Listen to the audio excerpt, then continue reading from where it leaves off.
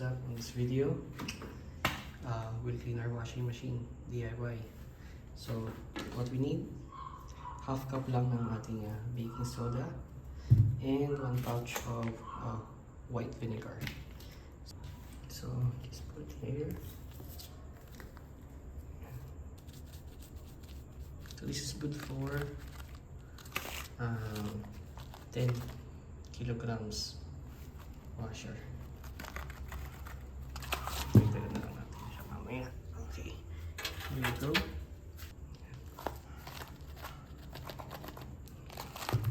So, half na yan.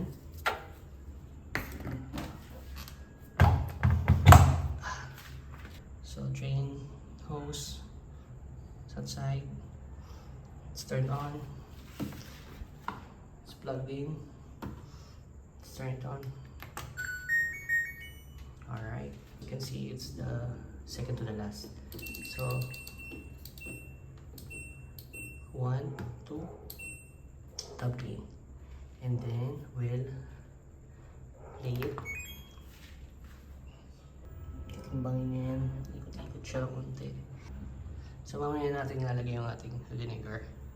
Alright, so yun na.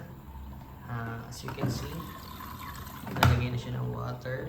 And we have 1 hour and 12 minutes. So, yeah, let's just wait sa first drain niya.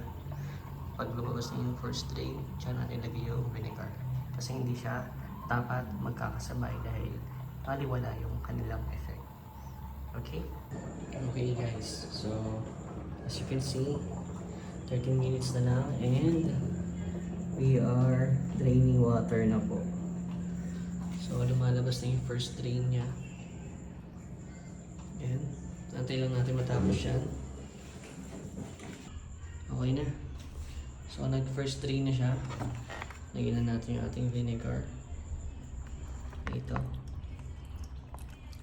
200 ml lang. Ayan. So, after nito,